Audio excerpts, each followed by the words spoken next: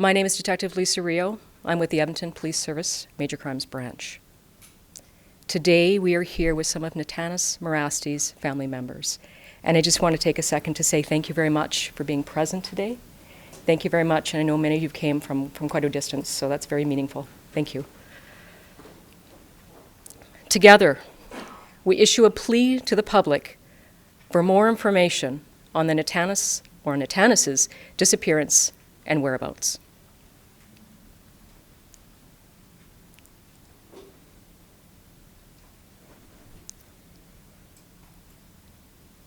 "24-year-old Natanis Marasti was reported missing to the RCMP on May 9th, 2025. The Edmonton Police Service took over the investigation on May 22nd. I'll share what we know right now, which includes previously released and new information from the ongoing investigation. To start, I'll walk you through a timeline we've established from the evidence we've gathered and interviews we've conducted with the help of our law enforcement partners across various jurisdictions. As you can see here, the time frame.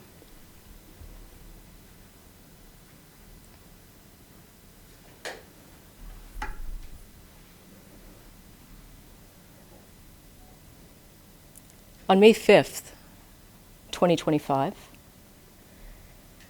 in the early hours, Natanis was captured on CCTV at the Continental Inn on 166th Street and Stony Plain Road here in Edmonton.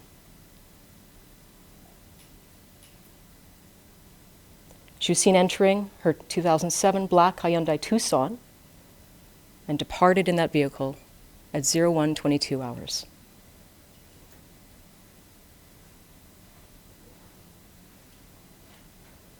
She attends a 7-Eleven, which is the next image you see here, 107th Avenue and 156th Street. She leaves that location at 2:55 hours in the morning. These are the last clear images we have that we're able to share with Natanis Marasti. We do know, however, her vehicle continues to travel. We do know her vehicle, as you see here, the 2007 black Hyundai Tucson, it's Saskatchewan plate, travels through Edmonton, Sherwood Park, in the areas of Buck Lake, Nordegg, and Lake Louise. The following day, May 6th, we know the vehicle continued on and went through British Columbia. May 7th, the vehicle continued, took a ferry to Nanaimo.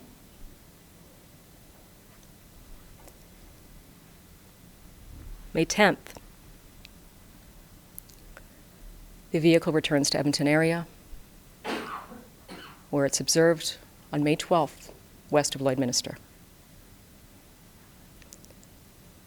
On May 15th, the vehicle is located on James Smith Cree Nation. It's abandoned, but it's also painted a different color.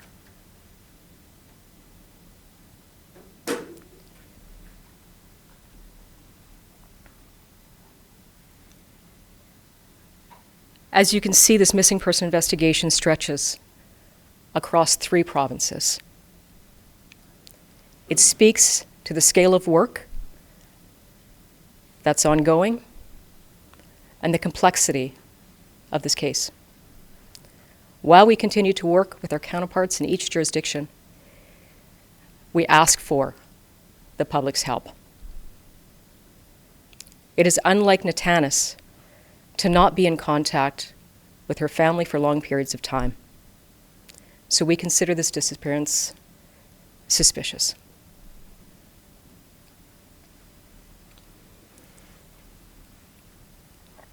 To share more and tell us more about Natanis, I would like to invite family. I'd like to invite Marcella, if you could.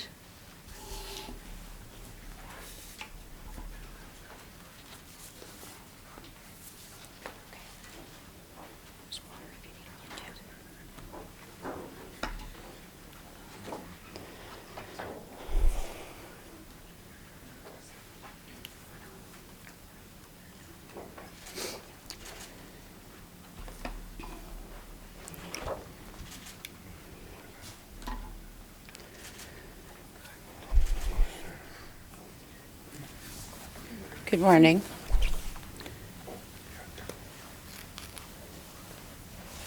We are here as a family today.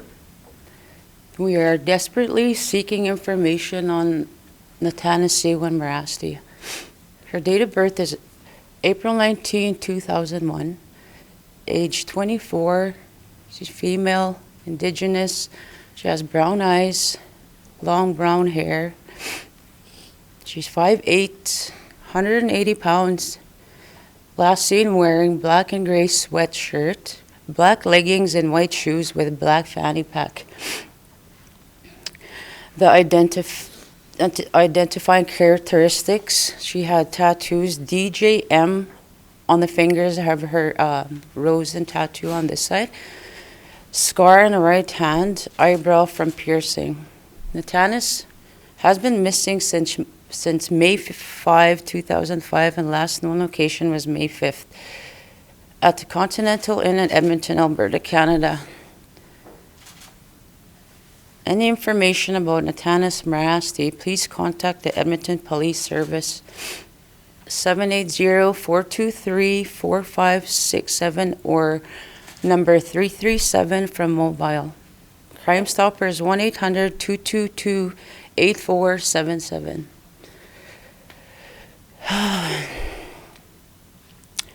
Tanis is very soft-spoken. She was shy, she was loving, caring, and everything else. We want her home. She is loved. She did not deserve this. Family who dearly misses her want her home. We are reaching out to you guys during the days and questions. We feel someone may have seen her in distress. We would like the public come forward, please. Whatever answers you have or seen, please call the Crime Stoppers number.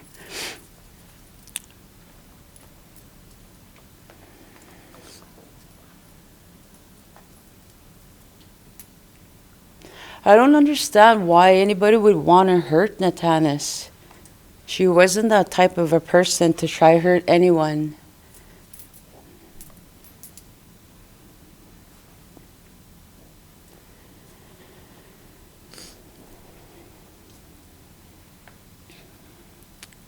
By this time, she'd be calling home for family. Anything that was ever wrong with her, she came to us for support. We are here today as a family. The people who have any answers, come forward. Let it out of your heart to be that person that you're supposed to be. Let us family have closure in this. Come forward with answers for us for this closure that we would like as a family.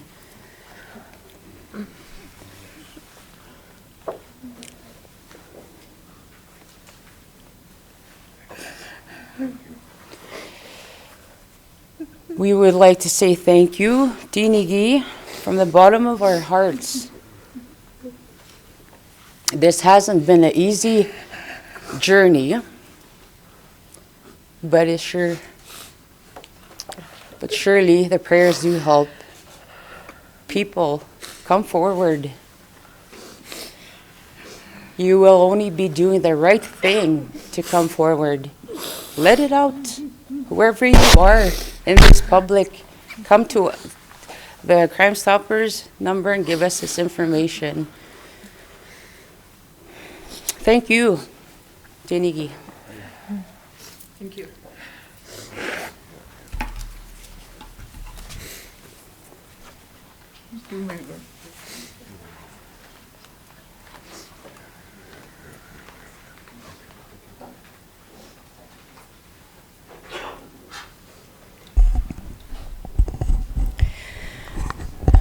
So now we are available to take questions. So again, we have our detective and staff sergeant from Major Crimes here, and then Natanis' family is also available to answer questions. I do ask, if you have a question, if you can just go to the microphone at the back there. For anyone who's speaking, it's just right there.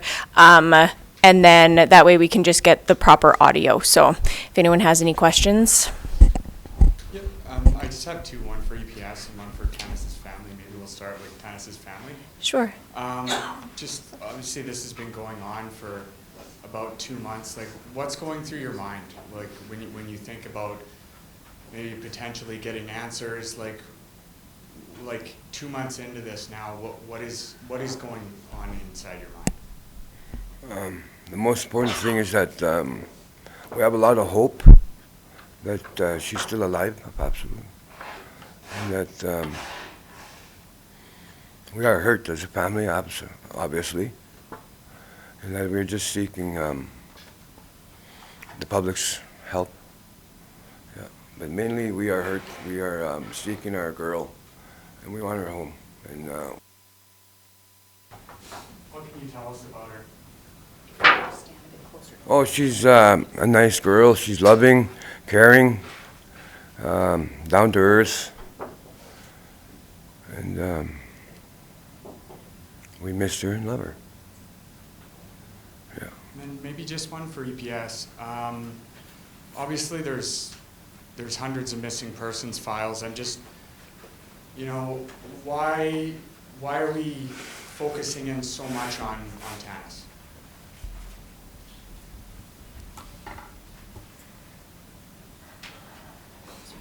Oh, thank you. There are many missing people in the world. There are many missing people here. The focus on Tanis, we have to acknowledge that her last sighting was here in Edmonton. So, hence, this investigation is from here, and we're pursuing every lead we can on it.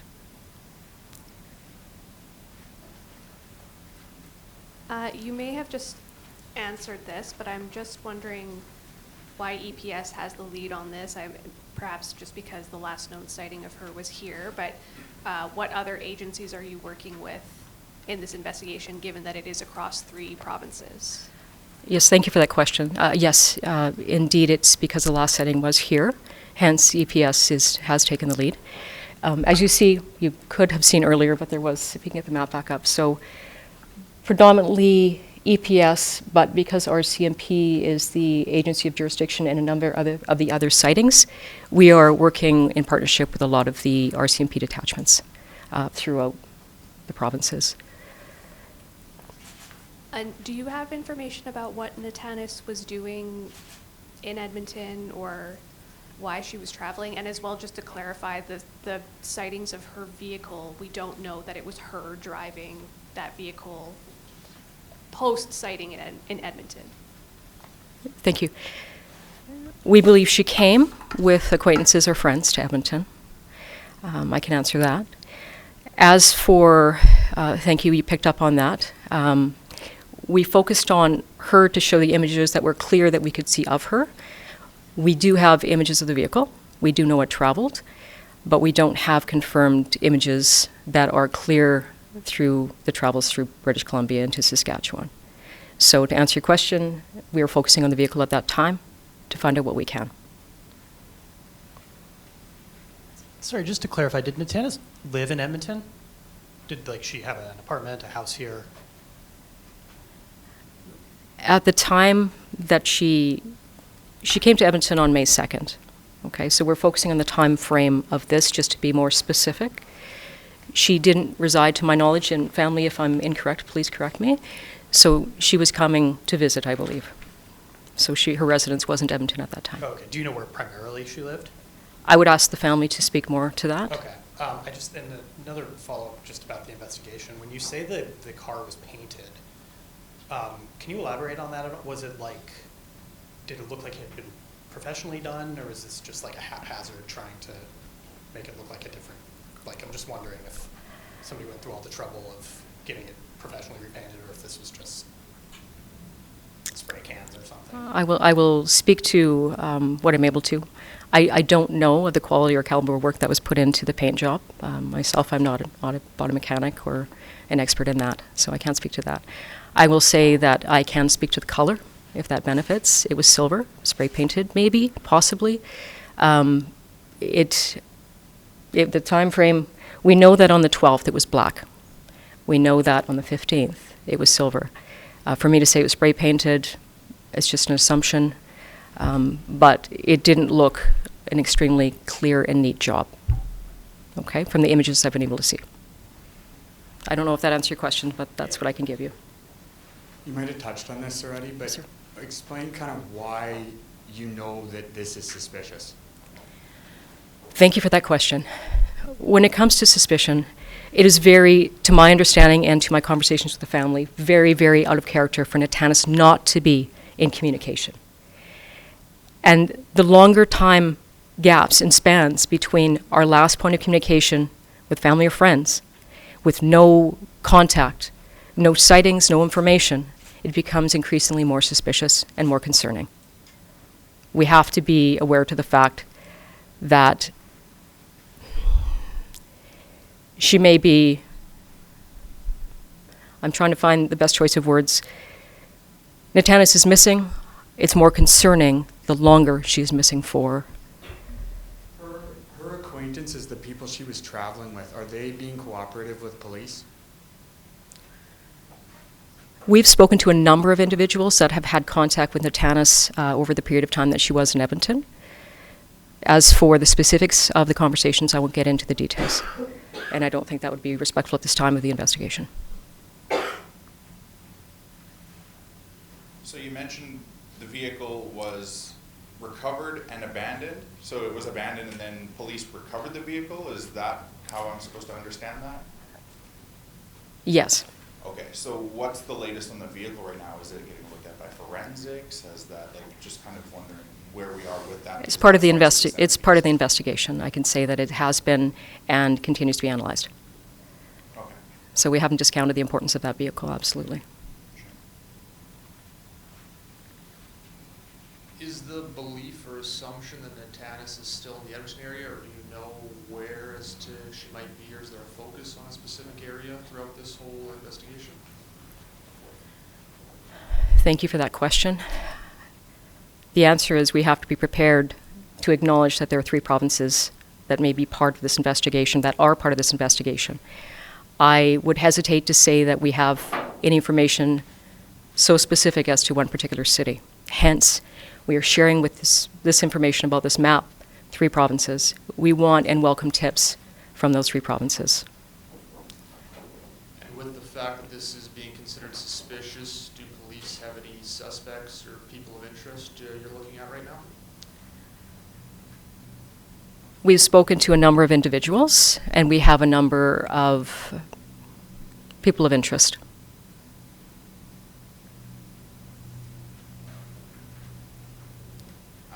Maybe this is more appropriate for the family, but I was wondering what brought her to Edmonton. I feel like that might provide some clarity, maybe if someone sees something, it could give them some context into triggering a memory or something, but do we know why she was in Edmonton at all? How long she planned on staying here? You can go up to the microphone if you want to.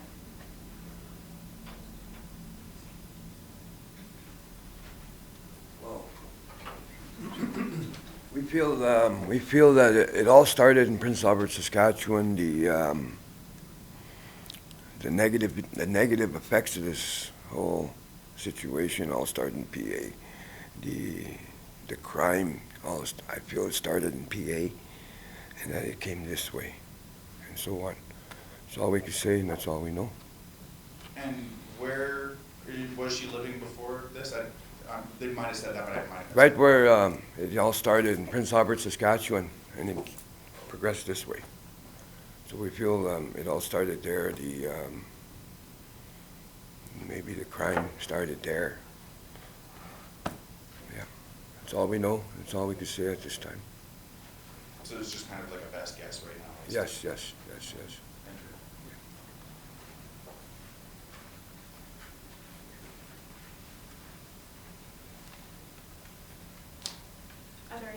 questions?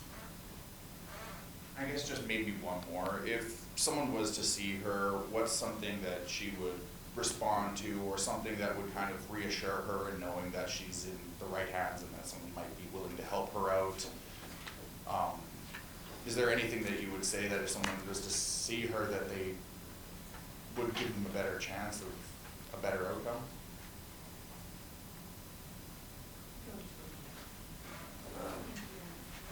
Nothing in particular with maybe to speak to her in our language, the Cree language, to speak to her in our language. I don't know any other way how she would respond, other than speak to her in our language, the Cree language. That's all I can say. Yes. I was just going to ask on that topic, is she a member of a specific First Nation, Métis, or? Yes. which Yeah. one is that? She's from the Peter Ballantine Cree Nation, Treaties 6 and 10, from northeast Saskatchewan, which is right, it starts in Prince Albert, Saskatchewan, and that's where she's from, and that's it.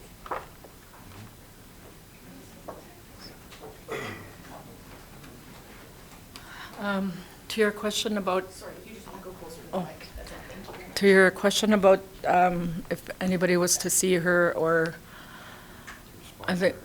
respond, for her to respond, it would be like, we called her Seek or Sequin. Usually Seek, I myself called her Seek, and like just to tell her in Cree, like, it's okay, like, you don't need to be scared, you don't need to hide, like, we all love you, and kapigi winsa, like, means come home now. Just maybe before we forget, like, if any members of Tana's family talked, if we could just get your names first and last, if you could spell them for us, that'd be awesome.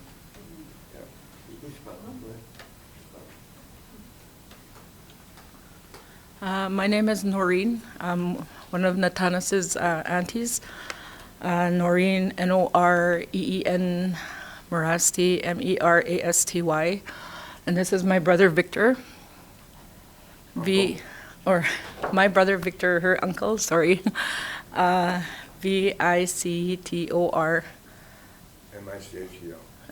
M-I-C-H-E-L. Michel. Thank you. Yeah, then, I have it down, yeah, and then Marcella, right? Yeah. Sorry. Or do you want me to? You can, here, do you want to? Marcella Vera Merasty, aunt and godmother of Natanis Merasty. Marcela Merasty is my name. Thank you. Any other questions?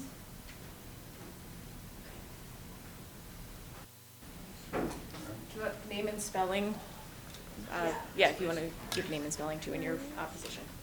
Sure, Detective Lisa Rio, Lasariou. Thank you. Could I just ask one last question to the detective? To any of the locations where her car was seen, where Natanis's car was seen, a variety of places, is there any connection to any of those locations or where the car was found? To Natanis or to any of the other locations? Very good question, and we too are seeking a lot of information around that.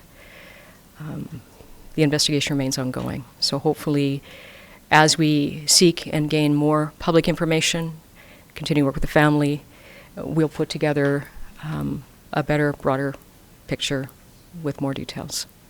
Thank you. And I just want to say thank you again, heartfelt thank you to the family for their presence, and thank you for being present as this is an important matter.